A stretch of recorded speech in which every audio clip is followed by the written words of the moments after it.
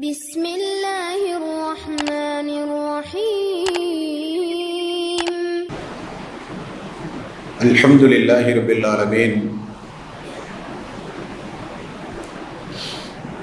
نحمده ونستعينه ونستغفره ونعوذ بالله من شرور أنفسنا وسيئات أعمالنا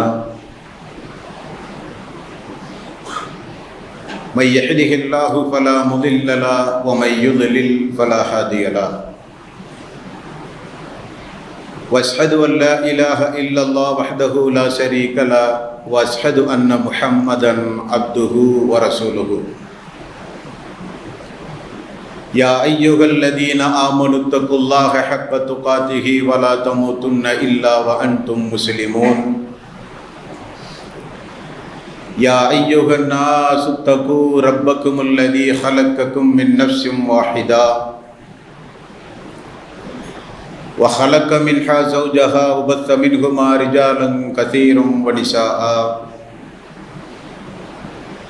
واتقوا الله الذي تساءلون به والارحام ان الله كان عليكم رقيبا يا ايها الذين امنوا اتقوا الله وقولوا قولا سديدا يصلح لكم اعمالكم ويغفر لكم ذنوبكم ومن يطع الله ورسوله فقد فاز فوزا عظيما فإن خير الحديث كتاب الله وخير الهدي هدي محمد صلى الله عليه وسلم وشر الأمور محدثاتها وكل محدثة بدعة وكل بدعة ضلالة وكل ضلالة في النار. கண்ணியத்திற்கும் பெருமதிப்பிற்கும் உரிய எல்லாம் வல்ல அல்லாஹ்வினுடைய அடியார்களே, அல்லாஹ்வினுடைய மார்க்கத்தில் சொல்லப்பட்ட சட்டதிட்டங்களுக்கேற்ப நம்முடைய வாழ்வை நாம் அமைத்து மரணிக்கும் பொழுது உண்மை முஸ்லீமாக மரணித்து மறுமை நாளில் வெற்றி பெறுகின்ற ஒரு கூட்டத்தில் அல்லாஹ் நம் எல்லோரையும் எழுப்பி சொர்க்கத்தில் நபிமார்களோடு நம்மையும் நம்முடைய குடும்பத்தார்களையும் அல்லாஹ் ஒன்று சேர்ப்பானாக.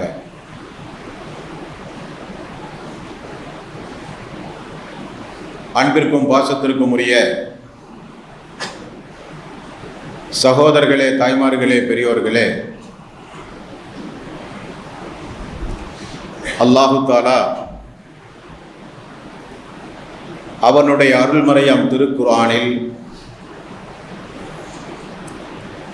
51வது அத்தியாயத்தின் 55வது வசனத்தில் வதக்கிர் ஃபஇன்ன ذِكْرَى تَنْفَعُ الْمُؤْمِنِينَ, அறிவுரை சொல்லுங்கள், அந்த அறிவுரை மோமீன்களுக்கு பயன் தரும் என்று அல்லாஹ் சொல்கிறான். அந்த அடிப்படையில் சிறப்புக்குரிய ஜும்மாவுடைய நாளில் இணை வைத்தல் பித்அத்துகளை நம்முடைய வாழ்விலே அழித்தொழித்துவிட்டு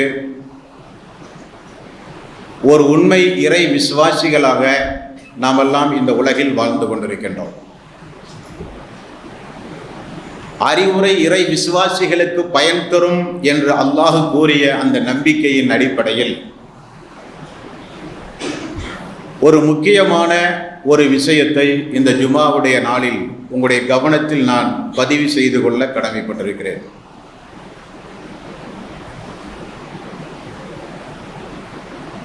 ஒவ்வொரு மனிதர்களுடைய வாழ்விலும் 2 வகையான அழகுண்டு. ஒன்று வெளித்தோற்ற அழகு, நிறத்தாலும் ஆடையாலும் உயரத்தாலும் வெளித்தோற்றமான அழகு ஒரு வகையான அழகு. இன்னொரு வகையான அழகு உள் அழகு, பிறரை மன்னிக்கின்ற தன்மை, அடக்கம், பணிவு, இறை அச்சம், இஹ்லாஸ், பெருந்தன்மை, இப்படி நீண்டு கொண்டே போகும். இது ஒரு உள் அழகு. வெளியழகை பொறுத்தவரையில் அது எந்த வகையிலும் நம்முடைய உயர்வுக்கோ நம்முடைய தகுதியை உயர்த்தி காட்டுவதற்கோ பெரும்பாலும் பயன்படுவதில்லை. நல்ல வெண்ணிறத்திலே இருப்பார்கள், நல்ல ஆடை அணிந்திருப்பார்கள். ஒரு 5 நிமிடம் அவர்களோடு பேச்சுவார்த்தை நடத்தினால் அவர்களுடைய தரம் என்னவென்று நமக்கு தெரிந்துவிடும். பார்ப்பதற்கு அவலட்சணமாக இருப்பார்கள், பெரிதான அழகொன்றும் இல்லை. ஆனால் அவர்களோடு பேசினால் பேசிக்கொண்டே இருக்க நமக்கு தோன்றும். இரண்டுக்கும் என்ன வித்தியாசம் என்றால், உள் அழகு எப்பொழுதும் இறைவன் நேசிக்கக்கூடிய அழகு. அந்த வகையில் இஸ்லாம் நிறைய விபரங்களை, நம்முடைய வாழ்வில் பேண வேண்டிய நிறைய விபரங்களை நமக்கு சொல்லித் தருகின்றது. வீட்டிலே அழுக்கு படிந்தால் உடனே கூட்டி பெருக்கி நாம் சுத்தம் செய்து விடுகிறோம். மேனியிலே அழுக்கு படிந்தால் தினசரி குளித்து நாம் புத்தாடை அணிந்து நம்மை தூய்மைப்படுத்திக் கொள்கிறோம். ஆடையிலே அழுக்கு படிந்தால் உடனே அதை துவைத்து அதை சுத்தம் செய்ய முயற்சி செய்கிறோம். அதே நேரத்தில் நம்மில் ஒவ்வொருவருடைய உள்ளங்களிலும் உள் சார்ந்த அழகிலும் நிறைய குறைபாடுகள் உண்டு. அதை சுத்தம் செய்வதில் நாம் தோற்று போய்விடுகிறோம். அந்த நிலை நீடித்தால் அல்லாஹ்வுக்கும் நமக்கு மத்தியிலே மிகப்பெரிய தூரம், இடைவெளி உண்டாகிவிடும். அந்த இடைவெளியை குறைத்து அல்லாஹ்வுடைய நேசத்தையும் அன்பையும் பெற்று உலகில் வாழும்போது நம்முடைய தனிப்பட்ட வாழ்விலும் குடும்ப வாழ்விலும் சமூக வாழ்விலும் ஒரு அந்தஸ்தோடு உலகத்திலும் வாழ வேண்டுமானால் நபிகள் நாயகம் ஸல்லல்லாஹு அலைஹி வஸல்லம் அவர்களும் அல்லாஹ் அவனுடைய அருள்மறையாம் திருமறை குர்ஆனிலும் சொல்லுகின்ற முக்கியமான நிறைய பண்புகள் உண்டு. அதை நம்முடைய வாழ்வில் கட்டாயம் நாம் பின்பற்ற வேண்டும். சென்ற காலம் சென்றவையாக இருந்தாலும் வரக்கூடிய காலங்களிலாவது அந்த உயர்ந்த பண்புகளை நம்முடைய வாழ்விலே பின்பற்ற நீங்களும் நானும் முயற்சி செய்ய வேண்டும். நல்ல பண்புகள், நல்ல ஒழுக்கங்கள், பொறுமை, மன்னிக்கும் தன்மை, இவைகளெல்லாம் நம்முடைய வாழ்விலே நாம் கடைபிடிக்க தவறியதனுடைய விளைவு குடும்ப வாழ்வில் நல்ல மனைவிகளை நாம் இழந்திருப்போம். குடும்ப வாழ்வில் நல்ல கணவன்மார்களை இழந்திருப்பார்கள். குடும்ப வாழ்வில் பிள்ளைகளை இழந்த பெற்றோர்கள் உண்டு. குடும்ப வாழ்வில் நல்ல பெற்றோர்களுடைய அரவணைப்பை இழந்த பிள்ளைகள் உண்டு. நல்ல நல்ல நண்பர்களை கூட நாம் இழந்திருக்கிறோம். நம்முடைய பேச்சினுடைய தன்மை கொஞ்சம் மாறுபட்ட காரணத்தினால். அல்லாஹும் அல்லாஹ்வுடைய ரசூலும் எதை கடைபிடித்தால் இந்த மனித சமுதாயத்தில் நீங்கள் உயர்ந்த நிலையை அடைய முடியும் என்று நமக்கு சொன்னார்களோ அவைகளை எல்லாம் படித்தோம், கேட்டோமே தவிர நம்முடைய வாழ்விலே கடைபிடிக்க நாம் தவறிவிட்டோம். ஜுமா உரைக்கு பிறகு யாராவது ஒரு நபர் தன்னுடைய வாழ்விலே அதை பின்பற்றினால் அது மிகுந்த ஒரு சந்தோஷத்திற்குரிய ஒரு காரியம். அல்லாஹு தாலா திருக்குர்ஆனில் நிறைய விஷயங்களை நமக்கு செய்ய சொல்லுவான். தொழுங்கள், நோன்பு வையுங்கள், ஜக்காத்து கொடுங்கள், ஹஜ்ஜுக்கு செல்லுங்கள், இறைவனை அஞ்சி நடங்கள் என்று நிறைய கட்டளைகளை இடுவான். ஒரு சில உயர் பண்புகளை குறித்து அல்லாஹு தாலா திருக்குர்ஆனிலே சொல்லிவிட்டு சொல்கிறான், இதை எல்லோராலும் கடைபிடிக்க முடியாது இவர்களை தவிர. இந்த பண்பு எல்லோருக்கும் கொடுக்கப்படாது இப்படிப்பட்டவர்களை தவிர என்று அல்லாஹு தாலா திருக்குர்ஆனில் கொஞ்சம் நபர்களை குறித்து, கொஞ்சம் பண்புடைய மக்களை குறித்து அல்லாஹ் சொல்கிறான். 3வது அத்தியாயத்தின் 134வது வசனத்தில் அல்லாஹு தாலா எவ்வளவு அருமையான ஒரு செய்தியை சொல்கிறான் பாருங்கள். அல்லதீன யுன்ஃபிகூன ஃபிஸ் ஸர்ராஇ வல் ضர்ரா. இறை விசுவாசிகள் யார் தெரியுமா? அவர்கள் ஏழ்மை நிலையில் இருந்தாலும் செல்வச் செழிப்பிலே இருந்தாலும் அல்லாஹ்வுடைய பாதையில் இயன்றவரை தர்மம் செய்வார்கள். செல்வந்தராக இருந்தால் மட்டுமல்ல, ஏழ்மை நிலையில் இருந்தாலும் அதற்கேற்றவாறு கூட அவர்கள் தர்மம் செய்வார்கள். வல் காலிமீனல் கைத, கோபம் வந்தால் அந்த கோபத்தை அவர்கள் அடக்கிக் கொள்வார்கள். சொர்க்கவாசிகளுடைய பண்பு, அல்லாஹ் பாராட்டி சீராட்டி சொல்லுகிற மக்களுடைய பண்பு. அல்லாஹ் கொஞ்சம் விசேஷ கவனத்தோடு யாருடைய பிரார்த்தனையெல்லாம் அல்லாஹ் ஏற்றுக்கொள்வானோ அந்த மக்களுடைய லட்சணம். வல் காலிமீனல் கைத, கோபம் வந்தால் கோபத்தை சட்டென வெளிப்படுத்தி அதற்காக வேண்டி கை சேதமடைய மாட்டார்கள். வீழ்த்துகின்ற பலம் இருந்தாலும் யார் பொறுமையை கடைபிடிக்கிறாரோ அவர்தான் உண்மையான வீரன். ரசூலுல்லாஹி ஸல்லல்லாஹு அலைஹி வஸல்லம் அவர்கள் சொன்னார்கள், கோபம் வந்தால் மனிதன் தன்னிலை மறந்து விடுவான். ஒரு சில நிமிடத்தினுடைய கோபத்தின் விளைவு குடும்பமே சீரழிந்திருக்கின்றது. ஒரு சில நிமிடத்தினுடைய கோபத்தின் பிரதிபலிப்பு நிறைய உயிர்கள் பறிபோயிருக்கிறது. யாரும் மறுக்க முடியாது. கோபம் வந்தால் மனிதன் தன்னை மறந்து விடுவான். சைத்தானால் அதிகம் அதிகம் தூண்டப்படுகின்ற ஒரு கெட்ட பண்பு. அதைத்தான் அல்லாஹ் சொல்கிறான். இறை விசுவாசிகள் யார் தெரியுமா? வல் காலிமீனல் கைத, கோபம் வந்தால் அவர்கள் அடக்கிக் கொள்வார்கள். வல் ஆஃபீன அனின் நாஸ், அவர்கள் மக்களை மன்னிப்பார்கள். மன்னிக்கும் தன்மை அல்லாஹ்வுடையது. அதை தன்னுடைய அடியான் தன்னுடைய வாழ்விலே பின்பற்றும் போது அல்லாஹ் கொஞ்சம் கூடுதலாக அவனை நேசிப்பான். அவர்கள் மக்களை மன்னிப்பார்கள். வல்லாஹி யுஹிப்புல் முஹ்சினீன், நன்மை செய்கின்ற மக்களை அல்லாஹ் எப்பொழுதும் விரும்புவான் என்று அல்லாஹு தஆலா சொல்கிறான். மற்றொரு இடத்தில் அல்லாஹ் சொல்கிறான் பாருங்கள், 41வது அத்தியாயத்தின் 34வது வசனம். இந்த வசனத்தை நீங்கள் ஒரு முறை படித்து பார்த்தால் ஒரு உண்மை பளிச்சிட்டு உங்களுக்கு தெரியும். அல்லாஹ் ஒரு பண்பை இங்கே சொல்லுகிறான், சொல்லிவிட்டு சொல்கிறான், இது எல்லோராலும் முடியாது, யாரால் முடியும் என்றும் அல்லாஹு தஆலா திருக்குர்ஆனிலே சொல்கிறான். இங்கே என்ன சொல்கிறான் அல்லாஹ்? நிறைய மனிதர்கள், மக்கள், பெற்றோர்கள், நண்பர்கள், சகோதரன், சகோதரி, சமுதாயம் என்று மக்களோடு கலந்து நாம் வாழ்க்கை நடத்தும் போது நம்முடைய கோபத்தை சீண்டி பார்ப்பார்கள். நம்முடைய இயல்பான வாழ்க்கையை தூண்டி பார்ப்பார்கள். நாம் ஏச வேண்டும், பேச வேண்டும், திட்ட வேண்டும், அடிக்க வேண்டும் என்கிற அளவுக்கு நம்முடைய கோபத்தை அவர்கள் விளையாடி கொண்டிருப்பார்கள். அப்பொழுதெல்லாம் கோபத்தை அடக்குங்கள், மக்களை மன்னியுங்கள். காரணம், எல்லோரும் ஒரே மாதிரியான மக்கள் அல்ல. என்னை போல் எல்லோரும் வாழ வேண்டும் என்று நினைக்கலாமே தவிர, எதிர்பார்க்கலாமே தவிர அப்படித்தான் வாழ்ந்தாக வேண்டும் என்று சொல்ல முடியாது. பேச்சு வழக்கத்தால், பழக்க வழக்கத்தால், பண்பால், நல்லொழுக்கத்தால் மக்கள் வித்தியாசப்பட்டவர்கள். பலதரப்பட்ட மக்களோடு நாம் வாழ்கிறோம். அப்படி வாழும்போது நமக்கு கெடுதல் செய்கிறவர்கள் இருப்பார்கள், நம்மை ஏமாற்றுகிறவர்கள் இருப்பார்கள், மோசடித்தனம் செய்கிறவர்கள் இருப்பார்கள், வாழ்க்கையை நாசப்படுத்தியவர்கள் கூட இருப்பார்கள். அல்லாஹு தஆலா திருக்குர்ஆனில் ஒரு இடத்திலே ஒரு சம்பவத்தை சொல்கிறான் பாருங்கள். 41வது அத்தியாயத்தின் 34வது வசனம். இத்ஃபா பில்லதி ஹிய அஹ்சன் வலா தஸ்தவில் ஹஸனத்து வல் ஸய்யிஆ. நன்மையும் தீமையும் எப்பொழுதும் சமமாகாது. அது பிளஸ் என்றால் இது மைனஸ், அது தென் துருவம் என்றால் இது வட துருவம்.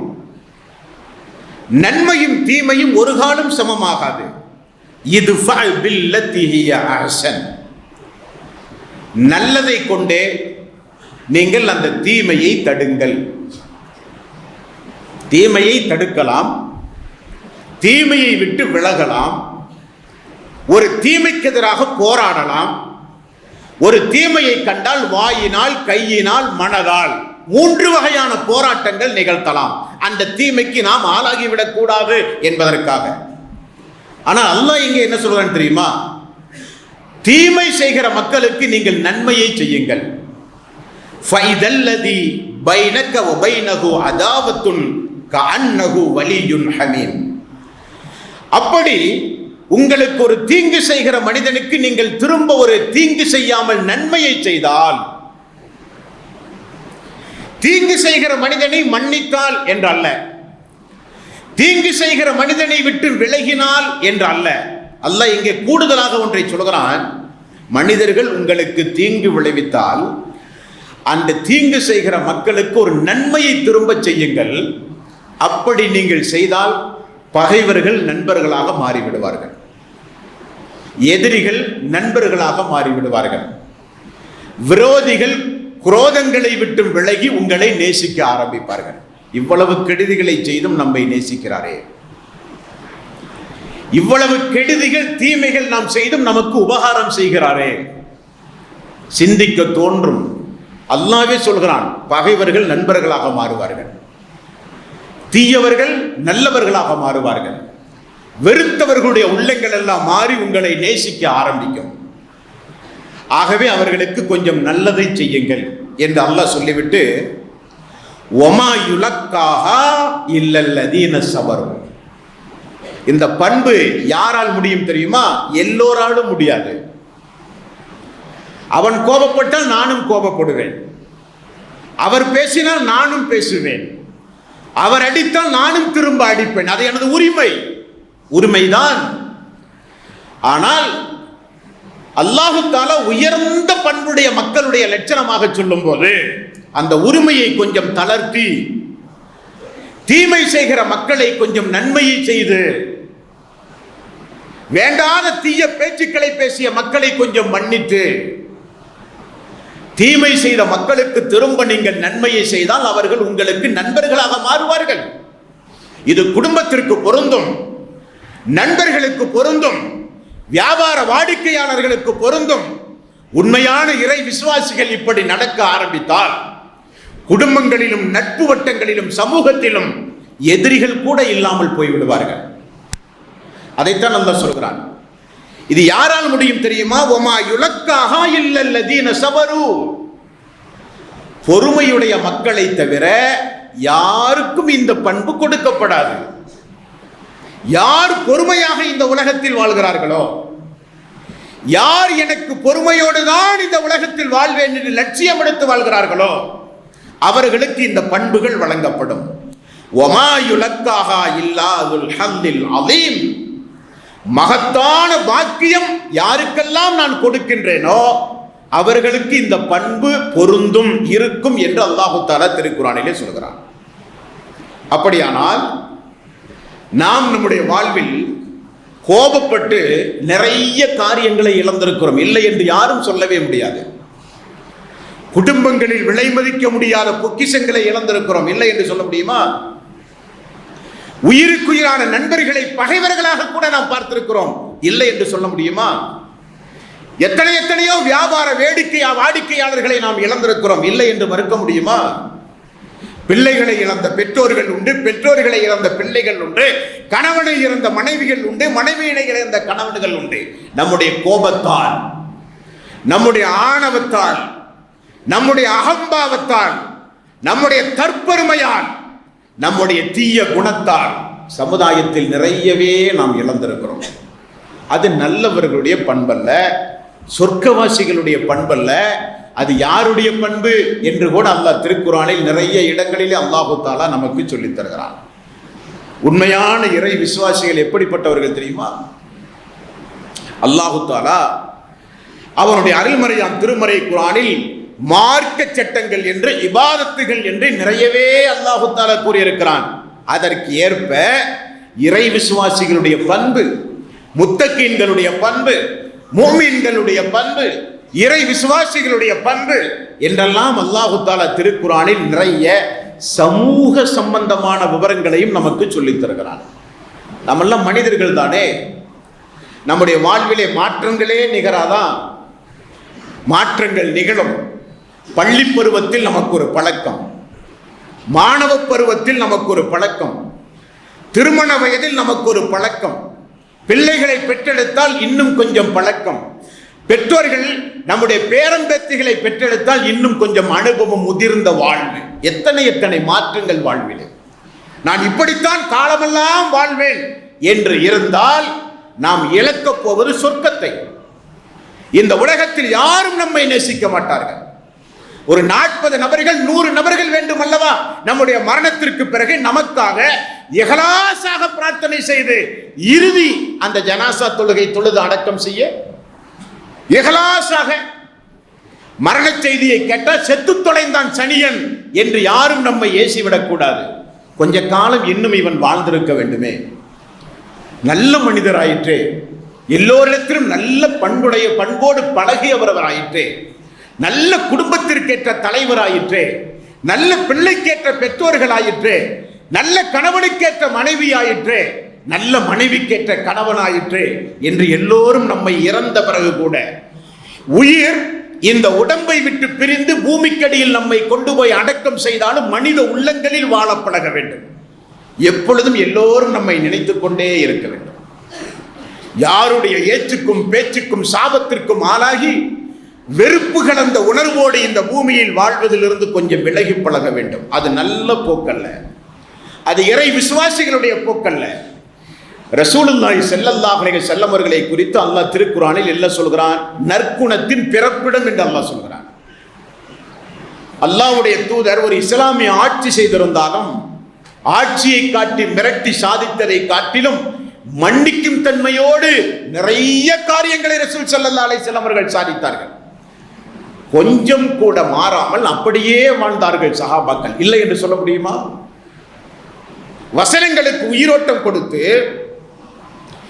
ஒரு வசனம் இறங்கினால் எப்படியாவது நம்முடைய குடும்பங்களில் அந்த வசனத்தை நடைமுறைப்படுத்த வேண்டும் என்று துடித்தார்கள், வாழ்ந்தார்கள், பின்பற்றினார்கள்.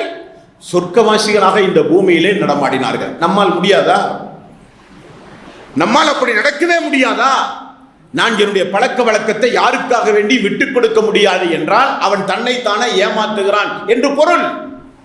பெற்ற பிள்ளை கூட உன்னை நெருங்காது. நல்ல நல்ல நண்பர்கள் நம்மை விட்டு விலகிச் செல்வார்கள். குடும்பத்தில் ஏற்ற மனிதராக யாரும் நம்மை மதிக்க மாட்டார்கள். வேண்டுமானால் முன்னால் சிரிப்பார்கள், பின்னால் நம்மை ஏசுவார்கள். அப்படியானால் நம்முடைய வாழ்விலே கொஞ்சம் மாற்றங்கள் வேண்டும். அந்த மாற்றங்கள் நிகழ்ந்தால் உலகத்திலே இருக்கிற எல்லோரும் நம்மை அறியாமலேயே நம்மை நேசிப்பார்கள்.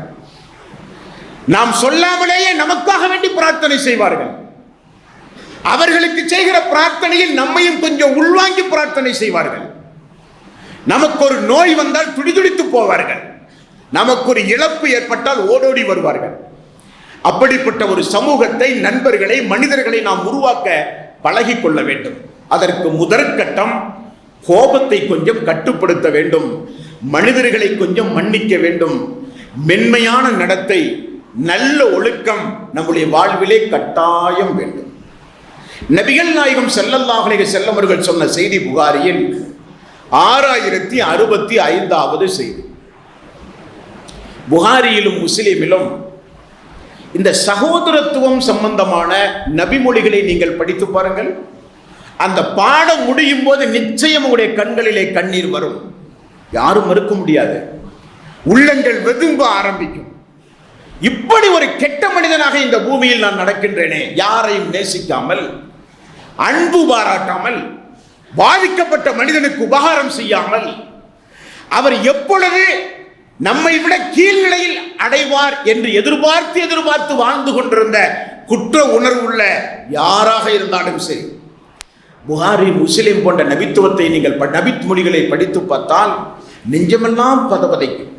அல்லாஹ்வுடைய ரசூல் அவ்வளவு அழகாக சொல்லுவார்கள். புகாரியில் 6035வது நபிமொழி.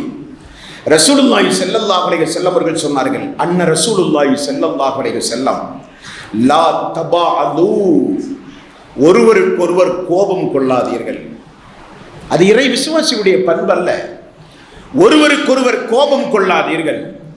வலா தஹாசது, ஒருவருக்கொருவர் பொறாமை கொள்ளாதீர்கள். வலா ததாபரு, ஒருவருக்கொருவர் பிணங்கிக் கொள்ளாதீர்கள். வகூனு இபாதுல்லாஹி இஹ்வானா, நீங்கள் யார்? ஒருவருக்கொருவர் இஸ்லாத்தின் அடிப்படையில் சகோதரர்கள். சகோதரர் என்கிற வாசகம் இஸ்லாத்தில் எங்கு பயன்படுத்தப்படும்? இரத்த பந்த உறவுக்கு பயன்படுத்தப்படும். ஆனால் ஏகத்துவத்தை பின்பற்றி குர்ஆன் சுன்னாவின் அடிப்படையில் வாழ்ந்து கொண்டிருக்கின்ற மக்கள் சகோதரர்கள், சகோதரிகள். கோபம் கொள்ளாதீர்கள், பொறாமை கொள்ளாதீர்கள், பிணங்கிக் கொள்ளாதீர்கள் என்று ரசூலுல்லாஹி ஸல்லல்லாஹு அலைஹி வஸல்லம் அவர்கள் சொன்னார்கள். அன்பு காட்டுவதில் நீங்கள் ஒருவருக்கொருவர் நல்ல சகோதரர்களாக, நல்ல சகோதரிகளாக நீங்கள் மாற வேண்டும் என்றார்கள் ரசூலுல்லாஹி ஸல்லல்லாஹு அலைஹி வஸல்லம். என்ன காரணம்? செல்வத்தால், பதவியால், நல்ல ஒழுக்கத்தால் நான் உயர வேண்டும் என்று நினைப்பதில் தவறில்லை. ஒரு வியாபாரி நல்ல பொருளை மக்களுக்கு கொடுத்து 10 ரூபாய் சம்பாதிக்கிற வியாபாரி, நான் நிறைய காசு பணம் சம்பாதிக்க வேண்டும், பொருளாதாரத்தில் உயர்நிலையை நான் அடைய வேண்டும், எல்லோரை காட்டிலும் நான் பொருளாதாரத்தில் மேன்மை அடைய வேண்டும் என்று நினைப்பதில் தவறில்லை. அதே நேரத்தில் பிறரை வீழ்த்திவிட்டு நான் உயர வேண்டும் என்று நினைக்கும் பொழுதே அங்கே சைத்தான் வந்து விடுவார். கெட்ட எண்ணங்கள் வந்துவிடும். பொறாமை, அகம்பாவம், ஆணவம், புறம் பேசுதல், பொய் பேசுதல் என்று பிறரை தாழ்த்தி தன்னை உயர்த்தும் போது அந்த தீய பண்புகள் எல்லாம் உங்களுக்கு வந்துவிடும். அது இறை விசுவாசியுடைய பண்பல்ல. எல்லோரும் நன்றாக இருக்க வேண்டும், நாமும் நன்றாக இருக்க வேண்டும். எல்லோரையும் மன்னிக்கும் தன்மையோடு இந்த பூமியில் வாழ வேண்டும். ரசூலுல்லாஹி ஸல்லல்லாஹு அலைஹி வஸல்லம் அவர்கள் சொன்னார்கள், முஸ்லிமில் 5036வது நபிமொழி, அல் முஸ்லிம் அகுல் முஸ்லிம். ஒரு முஸ்லிம் இன்னொரு முஸ்லிமுக்கு சகோதரன் ஆவார். லா யம்லிமுஹு, அவர் ஒரு காலம் அவருக்கு அநீதம் செய்ய மாட்டார். ஒரு மூமினுடைய பண்பை ரசூல் ஸல்லல்லாஹு அலைஹி வஸல்லம் அவர்கள் சொல்கிறார்கள். லா யம்லிமுஹு, அந்த முஸ்லிமுக்கு அவர் ஒரு காலம் அநீதம் செய்ய மாட்டார். வலா யுஸ்லிமுஹு, பிறர் அநியாயம் செய்வதற்காக வேண்டி அவரை கைவிட்டு விடவும் மாட்டார். அவரும் அநியாயம் செய்ய மாட்டார். அவரை யாராவது அநியாயம் செய்யட்டும் என்று அவரை கைவிட்டும் விட மாட்டார். மன் கான ஃபீ ஹாஜத்தி அஹீஹி, தன்னுடைய சகோதரனுடைய தேவையை நிறைவு செய்வதில் இன்னொரு முஸ்லிம் ஈடுபட்டு கொண்டிருக்கும் காலமெல்லாம், ஒருவருக்கு நான் உதவி செய்து கொண்டிருக்கக்கூடிய முயற்சி எடுக்கும் காலமெல்லாம், உதவி செய்து கொண்டிருக்கும் காலமெல்லாம், ஒமன் ஃபர்ரஜ அன் முஸ்லிமன் குர்பத்தன் கானல்லாஹு ஃபீ ஹாஜத்திஹி, அல்லாஹ் அவருடைய தேவையை நிறைவு செய்வதிலும் அல்லாஹு தஆலா ஈடுபட்டு கொண்டே இருப்பான்.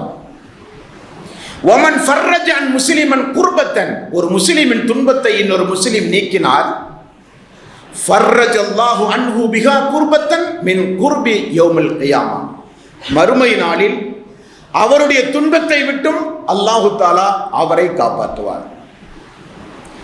ஒமன் சத்தர முஸ்லிமன், ஒரு முஸ்லிமின் குறையை இன்னொரு முஸ்லிம் மறைத்தால், சத்தரஹுல்லாஹு யௌமல் கியாமா, மறுமையில் அவருடைய குறையை அல்லாஹ் மறைப்பான்.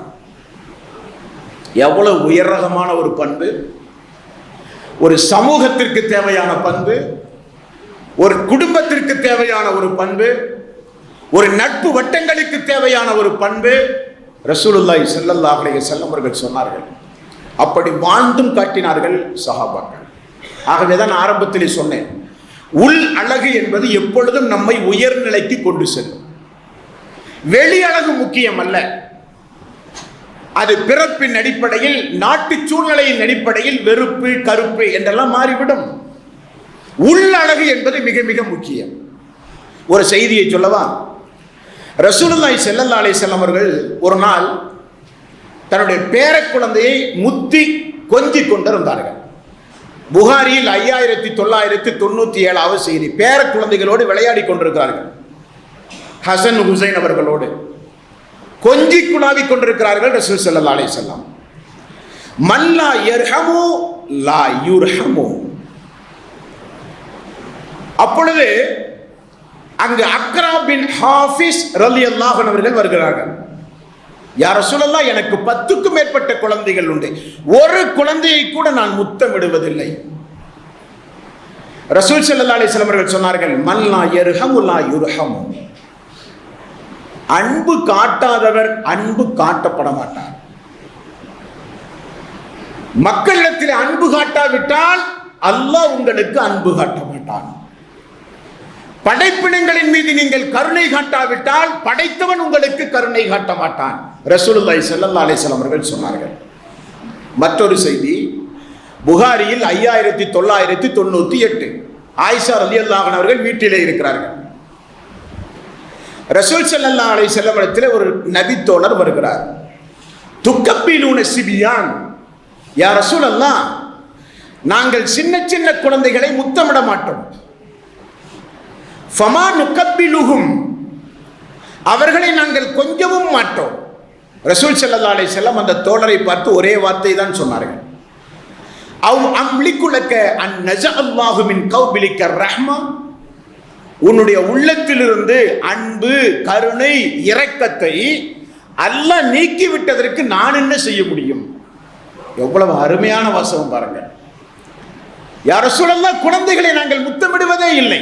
ரசூல் ஸல்லல்லாஹு அலைஹி வஸல்லம் அவர்கள் சொன்னார்கள், உன்னுடைய உள்ளத்தில் இருக்கிற கருணையை, அன்பை அல்லாஹ் நீக்கி விட்டதற்கு நான் என்ன செய்ய முடியும் என்றார்கள் ரசூல் ஸல்லல்லாஹு அலைஹி வஸல்லம். அப்படியானால் மிகுந்த ஜாக்கிரதையோடு இருக்க வேண்டும். நாம் நடந்து வரும் பொழுது சபையிலிருந்து யாராவது எழுந்து சென்றால் நம்மோடு பேச விருப்பமில்லை என்று பொருள். நம்மை கண்டு மக்கள் விலகி சென்றால், நம்மோடு பேச மக்கள் விரும்பவில்லையானால், நம்மோடு மக்கள் பேசினாலும் நமக்கு பிறகு நம்மை குறித்து தவறாக பேசுவார்களே ஆனால், அது நல்ல உயர்ந்த பண்புக்குரிய நடத்தை அல்ல. அது இறை விசுவாசிகளுடைய பண்பல்ல. அல்லாஹ் தஆலா உள்ளத்தில் இருக்கிற கருணை, உள்ளத்தில் இருக்கிற அன்பு, உள்ளத்தில் இருக்கிற இரக்கம், உள்ளத்தில் இருக்கிற மன்னிக்கும் தன்மையை அல்லாஹ் அகற்றிவிட்டால், அல்லாஹ் அந்த தன்மையை நீக்கிவிட்டால், பூமியிலும் யாரும் உங்களை நேசிக்க மாட்டார்கள், மறுமையிலும் அல்லாஹ் உங்களை கைவிட்டு விடுவான். அந்த நிலையிலிருந்து அல்லாஹ் தஆலா நம் எல்லோரையும் காப்பாற்ற வேண்டும். ஹுதைபா ரலியல்லாஹு அன்ஹு அவர்கள், உஹது போர் நடக்கிறது. உஹது போர் உங்களுக்கு தெரியும், ஆரம்பத்தில் வெற்றி கிடைப்பதை போல் இருந்தாலும் திரும்ப மிகப்பெரிய ஒரு பாதிப்பு. திரும்ப மிகப்பெரிய ஒரு பாதிப்பு என்றால் 4 பக்கங்கள் இருந்தும் எதிரிகள் சூழ சஹாபாக்களையும் அல்லாஹ்வுடைய ரசூலையும் தாக்க ஆரம்பித்த ஒரு போர். யார் யாரை அடிக்கிறார்கள் என்றே தெரியாது. ஹுதைபா ரலியல்லாஹுடைய தந்தை அப்துல்லா, அவரை ஒரு நபித்தோழர் பிடித்து விடுகிறார், எதிரி என நினைத்து. ஹுதைபா ரலியல்லாஹு அவர்கள் தூரத்திலிருந்து கத்துகிறார் அந்த நபித்தோழரை பார்த்து, அவர் எனது தந்தை, அவர் எனது தந்தை என்று சொல்லி முடிப்பதற்குள் அந்த நபித்தோழர் அவரை கொன்று விடுகிறார். தன்னுடைய கண் எதிரே தன்னுடைய தந்தையை தன்னுடைய நபித்தோழர் யார் என தெரியாமல் வெட்டி வீழ்த்தி விடுகிறார் உஹது போரில். ஹுதைபா ரலியல்லாஹு அவர்கள் தந்தை இறந்து கீழே விழுவதை பார்த்து கூட சொன்னார்கள், யா அல்லாஹ், அந்த நபித்தோழரை நீ மன்னிப்பாயாக. தன்னுடைய தந்தையை கொன்ற நபித்தோழருக்கு துஆ செய்கிறார், யா அல்லாஹ், எனது தோழர் இஸ்லாமிய தோழர், அந்த தோழர் அறியாமல் எனது தந்தையை எதிரியனை நினைத்து களத்திலே கொன்று விட்டார், யா அல்லாஹ், அவரை நீ மன்னிப்பாயாக. அந்த தன்மை வேண்டும். வருமா? அந்த தன்மைக்கும் அந்த பண்புக்கும் எனக்கும் நிறைய ஏணிப்படிகள் உண்டு.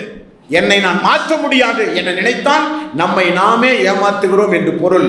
நாம் நம்மை மாற்ற வேண்டும், மாற்ற முடியும். நம்மால் குழந்தையை கொஞ்சுகிற போது அதற்கேற்றமாறு வாழ்கிறோம், மனைவியோடு வாழும் போது அதற்கேற்றமாறு வாழ்கிறோம், நண்பர்களோடு பேசும்போது அதற்கேற்றமாறு நம்முடைய பழக்க வழக்கத்தை மாற்றுகிறோம், பெற்றோர்களோடு பேசும்போது கொஞ்சம் பணிவை காட்டுகிறோம், ஆசிரியரோடு பேசும்போது இன்னும் கொஞ்சம் பணிவை காட்டுகிறோம், வியாபார வாடிக்கையாளரோடு இன்னும் கொஞ்சம் பணிவை காட்டி எத்துணை இடங்களில் எத்துணை மாற்றங்களோடு வாழ்கிறோம். நாம் மக்களை மன்னிக்க வேண்டும், கோபத்தை கட்டுப்படுத்த வேண்டும், பொறுமையை கைகொள்ள வேண்டும். அவைகளெல்லாம் கோழைகளின் பண்பல்ல.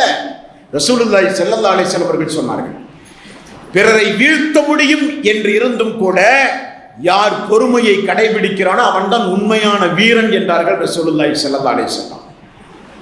முஸ்லிமில் 5055வது செய்தி. அன்ன ரசூலுல்லாஹி ஸல்லல்லாஹு அலைஹி வஸல்லம் அவர்கள் சொன்னார்கள், யா ஆயிஷா, ஆயிஷாவே, இன்னல்லாஹ ரஃபீகுன் யுஹிப்புல் ரிஃப், அல்லாஹ் மென்மையானவன். அல்லாஹ் கரடுமுரடானவன் அல்ல, அல்லாஹ் கோபக்காரனவன் அல்ல, அல்லாஹ் எப்பொழுதும் சாந்தமானவன், அல்லாஹ் மென்மையானவன். ஆகவே அல்லாஹ் மென்மையான போக்கையே உங்களிடத்திலும் விரும்புகிறான் என்றார்கள் ரசூல் ஸல்லல்லாஹு அலைஹி வஸல்லம்.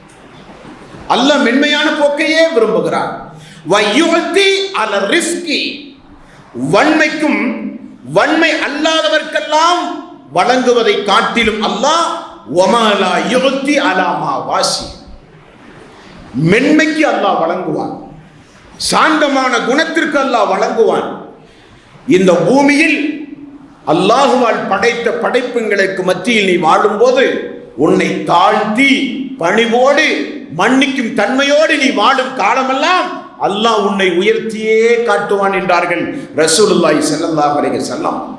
மேலும் பெருமானார் ஸல்லல்லாஹு அலைஹி வஸல்லமுடைய காலத்தில் வாழ்ந்த நபித்தோருடைய பண்பு சுப்ஹானல்லாஹ். ஒவ்வொருவரும் தினசரி இந்த ஆயத்தை கொஞ்சம் மனனமிட்டு படித்து பார்த்து குழந்தைகளுக்கு, குடும்பத்தாலே உள்ளவர்களுக்கு, நண்பர்களுக்கு எப்பொழுதும் நினைவூட்ட வேண்டிய ஒரு செய்தி. ரசூல் ஸல்லல்லாஹு அலைஹி வஸல்லம் மதீனா சென்றார்கள்.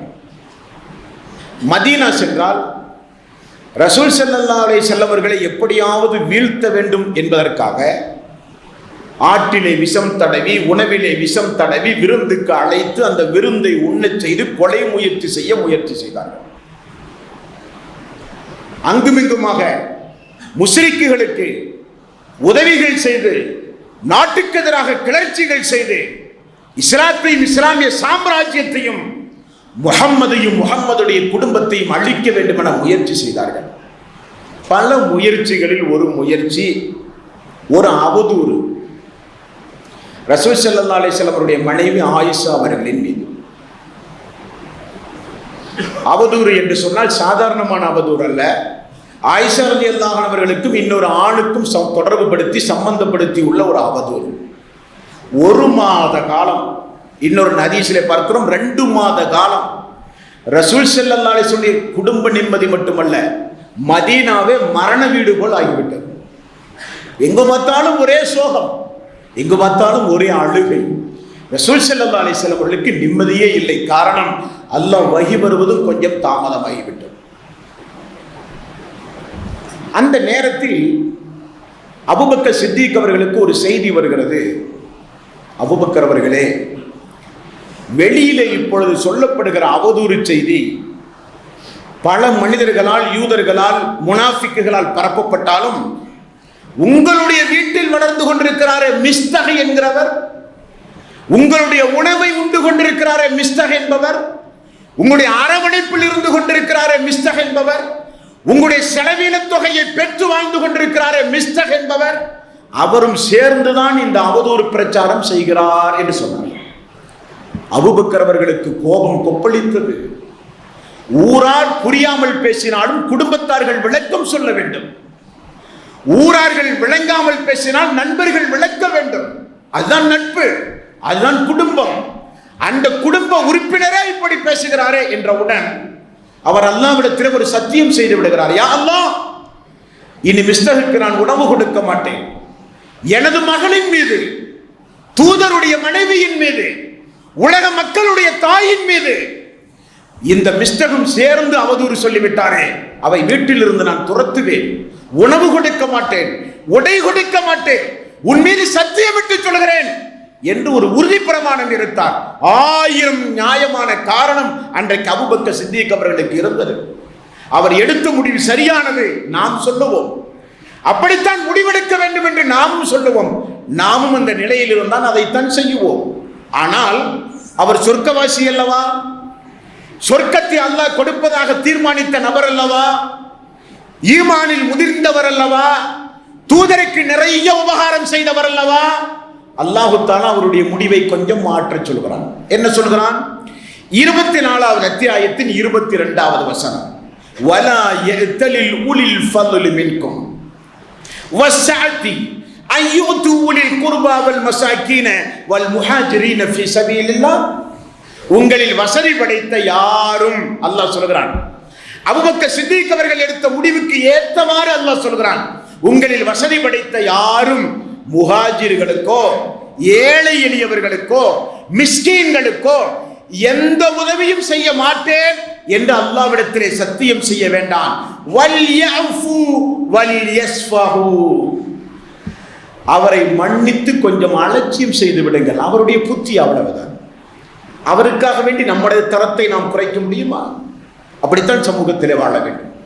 பிறர் நமக்கு தீங்கு செய்யும் போது, பிறர் நம்மை புரியாமல் பேசும்போது, பிறர் நம்மோது அவதூறு சொல்லும் போது, பிறர் நமக்கு எதிராக பொய் பிரச்சாரம் செய்யும் போது அவருக்கு கொடுக்கப்பட்ட அறிவு அவ்வளவுதான். அதற்காக நமது தரத்தை நாம் கீழே இறக்க முடியுமா?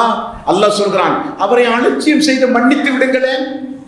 அலா துஹிப்பூன அன் யஃபிரல்லாஹு லக்கும் வல்லாஹு ரഊஃபுர் ரஹீம்.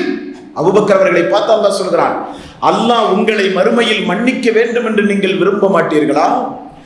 இறைவனுடைய மன்னிப்பு உங்களுக்கு வேண்டாமா? இறைவனுடைய மன்னிப்பையும் கருணையும் நீங்கள் பெற வேண்டுமானால் அவரை நீங்கள் மன்னியுங்கள். காரணம், அவர் பத்ர் போரில் பங்கெடுத்த ஒரு தோழர், முன்பின் பாவங்கள் மன்னிக்கப்பட்டவர். அவரை மன்னித்து அலட்சியம் செய்யுங்கள், அல்லாஹ்வுடைய மன்னிப்பு உங்களுக்கு வேண்டாமா என்ற ஒரு வசனம் இறங்கியது. ஓடோடி சென்றார்கள் ரசூல் ஸல்லல்லாஹு அலைஹி வஸல்லம் சபையில். யா ரசூலல்லாஹ், நான் மிஸ்டருக்கு மீண்டும் உதவி செய்கிறேன், அல்லாஹ்வுடைய மன்னிப்பு தான் எனக்கு தேவை என்று தன்னுடைய நிலையை மாற்றி வாழ்ந்தவர்கள் சஹாபாக்கள். தனது நிலையை மாற்றி வாழ்ந்தவர்கள் சஹாபாக்கள். ஆகவேதான் உயர்ந்த நிலையை அடைந்தார்கள். நமக்கெல்லாம் முன்மாதிரியான சமுதாயமாக வாழ்ந்தார்கள். உலக அழிவு நாள் வரை இனி அப்படி ஒரு சமுதாயம் இந்த பூமியிலே பிறக்காது என்று திட்டவட்டமாக கூறலாம். அந்த அளவுக்கு பண்பால், நல்ல ஒழுக்கத்தால், பிறரை மன்னிக்கும் தன்மையால், கோபத்தை அடக்கி ஆளும் தன்மையால், பொறுமையை கடைபிடிக்கும் தன்மையால் உயர்ந்த நிலையில் இருந்தவர்கள் சஹாபாக்கள். புகாரியில் 3661வது ஒரு செய்தி. உமர் ரலியல்லாஹு அன்ஹு அவர்கள் ஒரு கருத்தை சொல்ல அபூபக்கர் சித்திக் அவர்களிடத்திலே சென்றார்கள். பேச்சு வழக்கில் இருவருக்கும் கொஞ்சம் காரசாரமாகி அபூபக்கர் சித்திக் அவர்கள் கொஞ்சம் கோபப்பட்டு விட்டார்கள், ஆத்திரப்பட்டு விட்டார்கள். 2 பேரும் சொர்க்கவாசி. உமர் ரலியல்லாஹு அன்ஹு அவர்கள் அவர் கோபப்பட்டதை பார்த்தவுடனே அவரும் திரும்ப ஏதோ ஒன்றை பேசி 2 பேரும் பிரிந்து விடுகிறார்கள். 2 பேரும் தத்தமது வீட்டுக்கு செல்கிறார்கள். நாம இருந்தால் என்ன செய்வோம்? அவன் பேசினால் நானும் பேசினேன், என்னதான் இருந்தாலும் அவன் அப்படி பேசி இருக்க கூடாது, இப்படி பேசி இருக்க கூடாது என்று சைத்தான் நமக்கு 1000 நியாயங்களை சொல்ல வைத்திருப்பான். ஆனால் இந்த நபிமொழியை பாருங்கள், இருவரும் வீட்டுக்கு செல்கிறார்கள். உமர் ரலியல்லாஹு அன்ஹு அவர்கள் வீட்டுக்கு சென்ற உடனே மனதில் அவருக்கு மிகப்பெரிய ஒரு குழப்பம். என்னதான் இருந்தாலும் நமக்கு மூத்தவர் அல்லவா அவர், என்னதான் இருந்தாலும் இஸ்லாத்தினுடைய முன்னோடி அல்லவா அவர். அவர் இஸ்லாத்தை ஏற்று தியாகங்கள் பல புரிந்திருக்கும் காலத்தில் நான் முஸ்லிக்காக வல்லவா இந்த பூமியிலே வாழ்ந்தேன். அல்லாஹ்வுடைய தூதருடைய குடும்ப நண்பர், தோழமை, அல்லாஹ்வுடைய ரசூல் எவ்வளவு சிலாகித்து சிறப்பித்து சொல்லி இருக்கிறார். அவரை நான் கோபப்பட்டு விட்டாரே என்று இவர் ஒரு புறம். அபூபக்கர் சித்திக் அவர்கள் வீட்டுக்கு சென்றால் அவருக்கு மனதிலே மிகப்பெரிய குழப்பம். என்னதான் இருந்தாலும் நாம் கொஞ்சம் பொறுமையை கடைபிடித்திருக்கலாமே, நல்ல நட்பை இழந்துவிட வேண்டிய சூழ்நிலை உருவாகிவிடுமே என்று சொல்லி அல்லாஹ்வுடைய ரசூலுடைய சபையை நோக்கி ஓடுகிறார்கள். அபூபக்கர் சித்திக் ரலியல்லாஹு அன்ஹு. ரசூல் ஸல்லல்லாஹு அலைஹி வஸல்லம் பள்ளியிலே இருக்கிறார். நடந்ததை சொல்லுகிறார் அபூபக்கர் சித்திக் ரலியல்லாஹு அன்ஹு. நான் தான் கோபப்பட்டேன், என் மீது தான் தவறு, நான் தான் ஆத்திரப்பட்டேன் யா ரசூலல்லாஹ். ரசூல் ஸல்லல்லாஹு அலைஹி வஸல்லம் அவர்கள் யஃபிருல்லாஹு லக யா அபூபக்கர், யஃபிருல்லாஹு லக யா அபூபக்கர், யஃபிருல்லாஹு லக யா அபூபக்கர். அபூபக்கர் அவர்களே, அல்லாஹ் உங்களை நிச்சயம் மன்னிப்பான், பொறுமை பொறுமை, அல்லாஹ் உங்களை மன்னிப்பான், அல்லாஹ் உங்களை மன்னிப்பான். சமாதானம் படுத்தி கொண்டிருக்கிறார்கள். உமர் அவர்கள் அபூபக்கர் சித்திக் அவர்களை தேடி வீட்டுக்கு செல்கிறார். வீட்டிலே ஆள் இல்லை. அல்லாஹ்வுடைய ரசூலிடத்திலே செல்லி முறையிடுவோமே என்று சொல்லி அவரும் பள்ளிக்கு வருகிறார். அல்லாஹ்வுடைய ரசூலுடைய வலதுபுறம் அபூபக்கர் சித்திக் அவர்கள் மண்டியிட்டு அமர்ந்து கொண்டிருக்கிறார்கள். உமர் ரலியல்லாஹு அன்ஹு அவர்கள் அங்கிருந்து வருகிறார். வர வர ரசூல் ஸல்லல்லாஹு அலைஹி வஸல்லம் முகமெல்லாம் மாதுளம்பழம் போல சிவந்து விடுகிறது. கோபத்தினுடைய பிரதிபலிப்பு. ரசூல் ஸல்லல்லாஹு அலைஹி வஸல்லம் முகம் மாறிய உடனே அபூபக்கர் சித்திக் அவர்கள் அல்லாஹ்வுடைய ரசூலை பார்த்து சொன்னார்கள், யா ரசூலல்லாஹ், உமரின் மீது எந்த தவறும் இல்லை, தவறு செய்தவன் நான், தவறு செய்தவன் நான், தவறு செய்தவன் நான் என்று சொன்னார். ரசூல் ஸல்லல்லாஹு அலைஹி வஸல்லம் உமர் அவர்கள் வந்து அமர்ந்த உடனே பொதுவாக அங்கே கூடியிருக்கிற மக்களை எல்லாம் பார்த்து சொன்னார்கள், இன்னல்லாஹ பஅஸனி இலைக்கும், இன்னல்லாஹ பஅஸனி இலைக்கும் ஃபகுல்தும், என்னை அல்லாஹ் தஆலா உங்களுக்கு தூதராக அனுப்பினான், கதப்த, நீங்கள் எல்லாம் என்னை ஒரு காலத்தில் பொய்யர் என்று சொன்னீர்கள். வகால அபூ பக்கரின் சதக்க, இந்த அபூபக்கர் யார் தெரியுமா?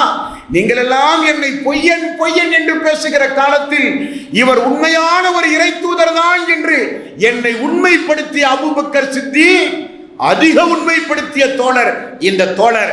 வகால அபூ பக்கர் சதக் வவாசனி பினஃப்ஸி வமாலிஹி, இந்த அபூபக்கர் யார் தெரியுமா?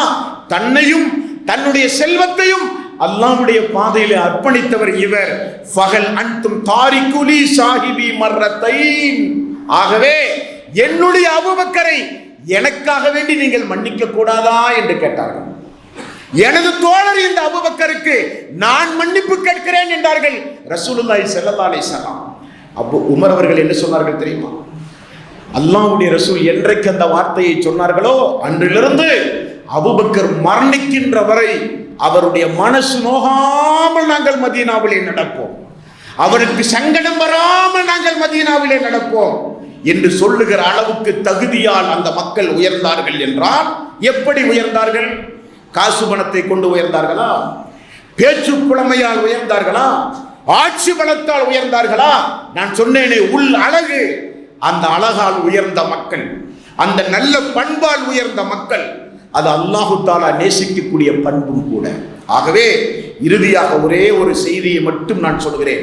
முஸ்லிமில் புகாரியின் 6071வது செய்தி. ரசூலுல்லாஹி ஸல்லல்லாஹு அலைஹி வஸல்லம் அவர்கள் சொன்னார்கள், அலா உஹ்பிருக்கும் பி அஹ்லில் ஜன்னah, சொர்க்கவாசிகள் யார் என்று உங்களுக்கு நான் அறிவிக்கவா? சொர்க்கத்திற்கு அதிகமாக செல்லுகிற மக்கள் யார் என்று உங்களுக்கு நான் அறிவிக்கவா? குல்லு லைஃபின், பலகீனமான மக்கள், பலகீனமான மக்கள். முத்தலாயிஃபின், பணிவான மக்கள், பாங்கு சொன்ன உடனே பள்ளிக்கு வருகிற மக்கள், முதல் சஃபிலே அமர்ந்து கொண்டிருக்கிற மக்கள், ஆடையால், வெளித்தோற்றத்தால், குலத்தால், பொருளாதாரத்தால் மிக மிக சாதாரண மக்கள். அவருடைய பேச்சில் பணிவிருக்கும், நடத்தையில் பணிவிருக்கும், மக்களை மன்னிக்கும் தன்மை அவரிடத்திலே இருக்கும். அவர்கள்தான் சொர்க்கவாசிகள், சொர்க்கத்திற்கு செல்லுகிற மக்கள். அந்த பண்பு சொர்க்கத்திற்குரிய பண்பு.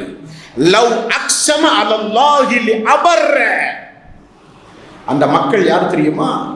வாழ்க்கையில் ஏதாவது ஒரு காரியத்திற்காக அல்லாஹ்வின் மீது சத்தியமாக நான் செய்கிறேன், அல்லாஹ்வின் மீது சத்தியமாக நான் தருகிறேன், அல்லாஹ்வின் மீது சத்தியமாக நான் வருவேன் என்று அவர்கள் ஒரு வாக்களித்தால் அந்த வாக்கை அல்லாஹ் நிறைவேற்றுவார். அந்த அளவுக்கு பணிவான மக்கள், அந்த அளவுக்கு நடுத்தரமான மக்கள், அந்த அளவுக்கு ஏழ்மையான மக்கள். அவர்கள் ஒரு வாக்கு கொடுத்தால் அந்த வாக்கை அல்லாஹ் வந்து முன்னின்று நிறைவேற்றுவார். அவர்கள் சத்தியம் செய்தால் அந்த சத்தியத்தை அல்லாஹ் காப்பாற்றுவார். அவர்கள் தான் சொர்க்கவாசிகள் என்றார்கள் ரசூலுல்லாஹி ஸல்லல்லாஹு அலைஹி வஸல்லம். அலா உஹ்பிருக்கும் பி அஹ்லின் நார், நரகவாசிகள் யார் தெரியுமா? நரகத்திற்கு அதிகமான மக்கள் யார் செல்லுவார்கள் தெரியுமா? நரகத்திற்கு செல்லுகிற மக்களுடைய பண்பு என்ன தெரியுமா? குல்லு முத்தில்லின், இரக்கமற்றவர்கள், ஜவ்வாலின், அகம்பாவம் கொண்டவர்கள், முஸ்தக்பிரின், பெருமையோடு நடப்பவர்கள். ரசூலுல்லாஹி ஸல்லல்லாஹு அலைஹி வஸல்லம் அல்லாஹ் அதிலிருந்து நம்மை காப்பாற்ற வேண்டும். அகம்பாவம், ஆணவம், பெருமை, கர்வம், கோபம், இவைகளெல்லாம் நம்முடைய அமல்களை மட்டுமல்ல, நல்ல நல்ல மனிதர்களை கூட இந்த பூமியிலே நாம் இழந்து போய்விடுவோம். ஒரு மன்னிப்பு கேட்பதில் ஒன்றும் குறைந்து போக முடியாது. சஹாபாக்கள் மன்னிப்பு கேட்டிருக்கிறார்கள், சஹாபாக்கள் பொருத்தப்பட சொல்லி இருக்கிறார்கள். சொர்க்கவாசிகளுடைய பண்புகள் அதுதானே. அவர் கோபப்பட்டால் நானும் கோபப்படுவேன், அவர் பேசினால் நானும் பேசுவேன், அடித்தால் திரும்ப அடிப்பேன், ஏசினால் திரும்ப ஏசுவேன், அவருக்கு என்ன எனக்கு இது என்றெல்லாம் பூமியிலே வாழ்ந்தால் யாரும் நம்மை நெருங்க மாட்டார்கள். பெற்ற பிள்ளைகள் கூட ஒரு கட்டத்திலே நமக்கு எதிராக மாறிவிடுவார்கள், பெற்றோர்கள் நமக்கு எதிராக மாறுவார்கள், நண்பர்கள் நமக்கு எதிராக மாறுவார்கள். இறந்து போனால் இரக்கத்தோடு நம்மை பார்ப்பதற்கு ஆள் இல்லாமல் போய்விடும். அல்லாஹ் அந்த நிலையிலிருந்து நம் அனைவர்களும் காப்பாற்ற வேண்டும். ஆகவேதான் இஸ்லாமிய மார்க்கத்தில் உயர் ரகமான பண்புகள் நிறையவே நமக்கு சொல்லித்தரப்பட்டிருக்கின்றது. அந்த வரிசையில் கோபத்தை கொஞ்சம் அடக்கி, மன்னிக்கும் தன்மையோடு, பொறுமையை கடைபிடித்து, மென்மையாக, நளினமாக, சொர்க்கவாசிகளுடைய பண்பு எவைகளிலெல்லாம் சொல்லப்பட்டிருக்கின்றதோ அவைகளை பேணி நடக்கக்கூடிய நன்மக்களாக அல்லாஹ் நம் அனைவர்களையும் ஆக்கி அருள் புரிவானாக. வாஹிரு தவ்வானா அனில் ஹம்துலில்லாஹி ரப்பில் ஆலமீன்.